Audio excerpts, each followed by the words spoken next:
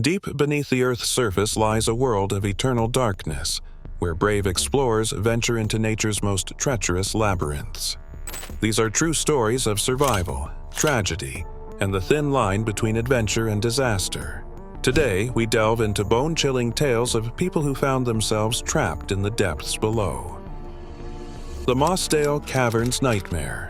What drove 6 experienced cavers to venture into unmapped territory on that fateful day in 1967? The answer lies in England's notorious Mossdale Caverns, a maze-like system that would become their tomb. John Ogden and his 5 companions were 3.2 kilometers deep in unexplored territory when nature unleashed its fury. Heavy rains transformed the peaceful creek outside into a raging torrent, flooding the cave's entrance. In the depths below, the group heard the first rumbles of approaching doom. As freezing water rushed through the narrow tunnels, the team desperately searched for higher ground. Ogden spotted a small crack above and managed to squeeze through, finding a pocket of precious air. But the space was too small for anyone else. He could only watch helplessly as his friends succumbed to the rising waters below. The water continued to rise, inch by inch, in the pitch-black chamber. Ogden pressed himself against the ceiling, each breath becoming more precious than the last. The temperature dropped steadily, and hypothermia began to set in. Hours stretched into an eternity as he fought to stay conscious, knowing that sleep meant certain death. For days, Ogden remained trapped in that tiny crevice, his head barely above water, fighting for each breath. The complete darkness and isolation played cruel tricks on his mind. He could still hear the echoes of his friends' final moments, their voices mixing with the sound of rushing water. When rescuers finally reached the scene days later, they found a sight that would haunt them forever. In that narrow passage, Ogden's body remained wedged in the crevice, his last desperate attempt to survive frozen in time. Below him, his 5 companions had succumbed to the floodwaters. The Mossdale Caverns had claimed 6 lives in what would become one of Britain's worst caving disasters, a grim reminder of nature's raw power and the price of underground exploration. The dark secret of Poganica Bay. In the crystal-clear waters off Croatia's coast, a routine dive in 2002 led to the discovery of a chilling mystery. At the bottom of an underwater cave, 54 meters below the surface, lay a body with a knife lodged in its chest. But this was no murder. It was something far more disturbing. MK, an experienced cave diver, had embarked on what should have been a standard exploration. The cave system beneath Poganica Bay was known for its challenging passages, but nothing beyond his capabilities. As he ventured deeper into the underwater labyrinth, something went wrong. The complex network of tunnels began to look unfamiliar, each passage identical to the last in the beam of his diving light. With oxygen running low and panic setting in, he found himself trapped in the maze-like passages. His breathing quickened, consuming precious air faster than planned. Training taught him to stay calm, but primal fear began to take hold. As his air supply dwindled, he desperately searched for escape, finding only dead ends and darker passages. In a last-ditch effort for survival, MK swam upward, finding a small air pocket between rocks. But the stale air wasn't enough to sustain him. His options were running out as quickly as his oxygen. The reality of his situation became crystal clear. He was trapped, alone, in the darkness of the deep. Faced with the horrifying prospect of a slow drowning, MK made an unthinkable choice. Drawing his diving knife, he made a decision that would puzzle investigators for weeks. Rather than suffer the agony of drowning, he chose a quicker end. The medical examiner would later confirm the wound was self-inflicted. His final act revealed the terrifying reality of cave diving. Sometimes the greatest horror isn't the darkness itself, but what it drives people to do. The case of MK stands as a chilling reminder of the psychological toll of being trapped beneath the earth, where the line between survival and desperation becomes razor thin. The Ghost of Sterkfontein. What compels someone to break every safety rule in pursuit of the unknown? Peter Verhulsel's story serves as a grim reminder of the price of curiosity. In 1984, he ventured into South Africa's Sterkfontein caves, ignoring the lifeline that was meant to guide him home. Peter was known among his diving companions for pushing boundaries. The Sterkfontein cave system, with its complex underwater passages, seemed to call to his adventurous spirit. Despite clear protocols and safety lines designed to prevent tragedy, Peter's curiosity repeatedly drew him away from the designated path. 3 times he strayed from the safety line, exploring unauthorized passages. His friends watched with growing concern as he disappeared into the darkness, always returning with tales of undiscovered chambers. But the 3rd deviation proved fatal. Lost in the underwater maze, Peter's air supply began to run dangerously low. In a stroke of desperate luck, he discovered a small underground island, a temporary refuge that would become his final resting place. As he pulled himself onto the rocky shore, Peter realized the magnitude of his mistake. He was completely cut off from the outside world, with no way to signal for help. For 6 weeks, Peter endured total darkness and isolation. The cave's constant temperature kept him alive, but thirst and hunger slowly took their toll. He had no food, no light, and only the dripping of water for company. In those long hours of darkness, Peter's thoughts turned to his family, knowing they must be searching frantically for him. When rescuers finally reached the chamber, they found a scene that told the story of his final days. Peter's wasted body lay near the water's edge, but it was his last message that brought tears to their eyes. Scratched into the sand were his final words: "I love you, Cheryl and Ma." The cave had claimed another victim, leaving behind only bones and a heartbreaking farewell to those he loved. The double tragedy of Bushman's Hole. What drives a person to risk everything to recover a stranger's body? In 2005, Dave Shaw descended into South Africa's treacherous Bushman's Hole with a noble purpose: to bring closure to a grieving family. But at 270 meters below the surface, good intentions would lead to a chilling turn of events. A decade earlier, Dion Dreyer had lost his life in these same dark waters. His body lay undisturbed in one of the deepest cave systems in the world, until Shaw discovered it during a record-breaking dive. Instead of leaving it behind, Shaw made a fateful promise to return and recover Dion's remains. In January 2005, Shaw began his final descent. Everything went according to plan until he reached Dion's body. As he attempted to place it in a body bag, the corpse began to deteriorate. The head separated, and suddenly the body became buoyant, threatening to float away. Shaw's breathing quickened as he struggled to control the situation. Each rapid breath fed more carbon dioxide back into his rebreather system than it could handle. The poisonous gas began to cloud his judgment, but he refused to abandon his mission. After 5 exhausting minutes, Shaw finally attempted to ascend. But fate had one final twist. His light cord had become entangled with the guideline attached to Dion's body. As he fought to free himself, the dead diver's remains pulled him downward. Panic set in as the carbon dioxide poisoning worsened. In his final moments, Shaw's movements became erratic. The cameras attached to his equipment captured his last breaths as he succumbed to the effects of the contaminated air. In a cruel irony, his body came to rest next to Dion's, creating a second tragedy in the same dark depths. Months later, when recovery teams finally reached the site, they found both bodies intertwined in the guidelines. A grim testament to the dangers of cave diving and the high price of noble intentions. The recovery mission that was meant to bring one body home had claimed another life in the process. The Nightmare of Nutty Putty. In November 2009, Utah's Nutty Putty Cave became the site of a rescue attempt that would grip the nation. John Jones, an experienced caver, had become wedged in a vertical shaft barely wider than his body. What followed was a 27-hour ordeal that would test the limits of both rescuers and victim.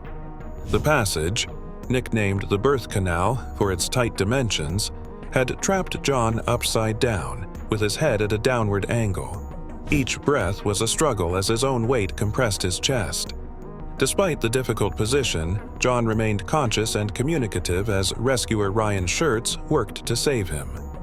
For 19 grueling hours, Ryan stayed with John, talking about their families, their lives, and their plans for the future.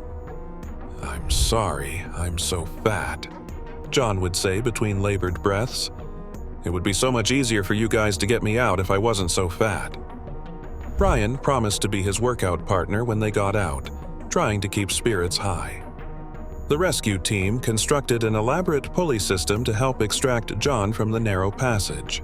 When they first pulled, John screamed in agony. After giving him time to recover, they tried again. This time, disaster struck.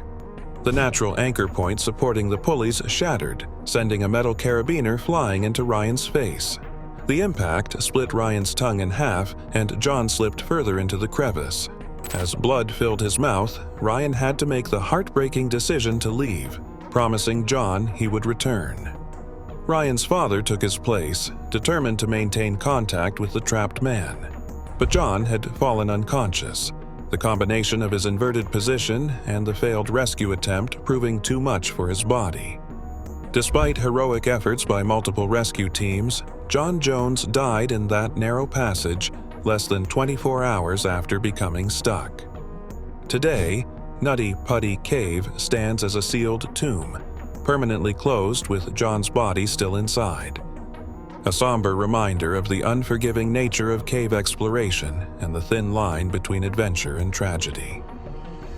The entombment of Floyd Collins. In 1925, Kentucky cave explorer Floyd Collins embarked on his final journey into the depths of Sand Cave. After 8 years of exploring and mapping Crystal Cave, his ambition led him to push deeper into unexplored territories. But 55 feet below the surface, fate had set a deadly trap. Racing against his flickering lantern light, Collins was making his way out when disaster struck. A dislodged rock, weighing nearly 30 pounds, came crashing down onto his ankle. The fall pinned him in a narrow tunnel, unable to move forward or backward. What followed would become one of America's first media sensations and a desperate race against time. News of Collins' predicament spread rapidly, drawing thousands of onlookers to the cave entrance. As rescue attempts began, the site transformed into a macabre carnival. Vendors set up stands selling food and souvenirs, while reporters filed daily updates about the trapped explorer's condition. Below ground, Collins fought for survival in the cold darkness. For 17 days, rescuers attempted various strategies to free him. They could reach Collins with food and water, but the passage was too narrow for effective rescue equipment. Engineers proposed digging a shaft to reach him from another angle, but progress was agonizingly slow.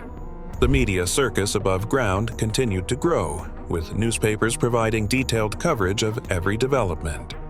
Collins became a household name across America, his struggle capturing the public's imagination. But while tourists posed for photos at the cave entrance, the man at the center of the spectacle was slowly succumbing to exposure and exhaustion. On the 18th day, rescuers reached Collins through their alternate shaft, only to find they were too late. He had succumbed to hypothermia, thirst, and hunger, alone in the darkness that had both fascinated and ultimately claimed him. Floyd Collins' body would remain in Sand Cave for several months before being recovered. His story became a cautionary tale about the dangers of solo cave exploration and the fine line between discovery and disaster. Would you like me to continue with the final 4 stories? And before we proceed, here's something to consider. What does the media circus around Floyd Collins' tragedy tell us about human nature? How thin is the line between concern and exploitation when disaster strikes? The Cave Creek catastrophe. What happens when a simple tourist viewpoint becomes a death trap? In 1995, 17 students visited New Zealand's Cave Creek, expecting nothing more than spectacular views. Instead, they became victims of a tragedy that would shake the nation's faith in its most basic safety standards. The viewing platform seemed sturdy enough, jutting out over a dramatic chasm that offered breathtaking views of the cave system below. Some of the students, young and playful, noticed the slight movement of the platform and began to jump, testing its stability. It was a moment of youthful exuberance that would lead to disaster. Unknown to them, the platform harbored a fatal flaw. Built by workers with no engineering experience, it had been secured with nails instead of bolts, a shortcut taken simply because no one had brought a drill to the site. This simple oversight would cost 13 young lives. Without warning, the platform gave way. The structure didn't just tilt or partially collapse, it completely separated from the cliff face, plummeting into the chasm below. One student, through either instinct or sheer luck, managed to grab the handrail and rode the platform down, surviving the fall. The scene that followed was chaos. The surviving students, many with severe injuries, were scattered across the rocky ground. One survivor lay there with a fractured spine, surrounded by the bodies of her classmates. The remote location made rescue efforts challenging, requiring helicopters to airlift the survivors to safety. Of the 17 people on the platform that day, only 4 survived. The investigation that followed revealed a shocking pattern of negligence. Trapped in Poganica Plains. When 15 explorers descended into one of the world's deepest caves in 1988, they had no way of knowing that nature was about to turn their adventure into a desperate fight for survival. Andrew White led the team into Australia's Poganica Plains cave system, but soon found himself facing a catastrophe that would test the limits of human endurance. The first sign of trouble came with the sound of rushing water. A freak storm had hit the surface, sending a torrent of water cascading into the cave entrance. Before the team could react, the middle section of the cave collapsed, effectively splitting their group and trapping all 15 people underground. White and several others found themselves stranded on a small ledge, facing an impossible choice. Above them, the cave roof creaked ominously, threatening to collapse at any moment.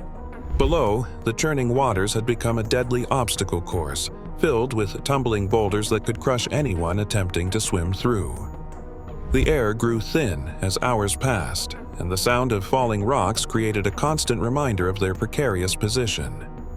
The group watched in horror as massive boulders crashed into the turbulent water below, each impact echoing through the cave like thunder. Realizing that waiting for rescue might mean death for everyone, White made a bold decision. Despite the obvious dangers, he dove into the raging waters, searching for any possible escape route.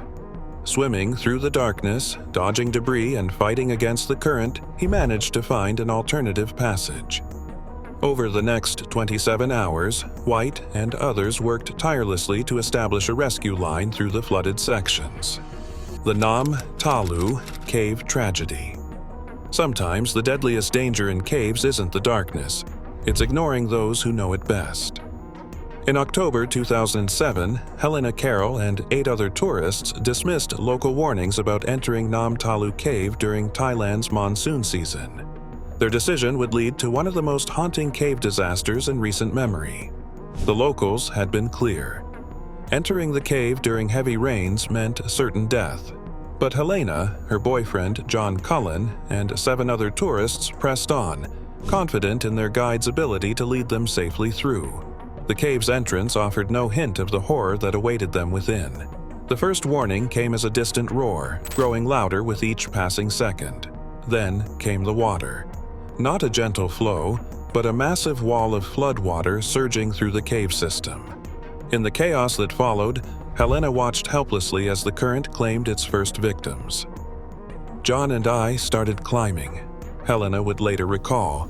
They watched in horror as their tour guide and a young German boy were swept away, followed quickly by a Swiss couple and their 2 daughters. The darkness made the scene even more terrifying, with screams echoing off the cave walls and mixing with the sound of rushing water. John helped Helena reach a high ledge, saving her from the initial surge, but he knew they couldn't stay there forever. "If we stay here, we are going to die," he told her. Making a fateful decision, John attempted to swim through the flood to find help. Helena watched as the love of her life disappeared into the darkness. If you want to explore more chilling tales from the depths below, make sure to hit that subscribe button and turn on notifications. Every week, we dive into new stories of survival, adventure, and the unexplained. Join our community of explorers as we uncover the world's darkest mysteries. And remember, sometimes the most terrifying stories are the ones that really happened.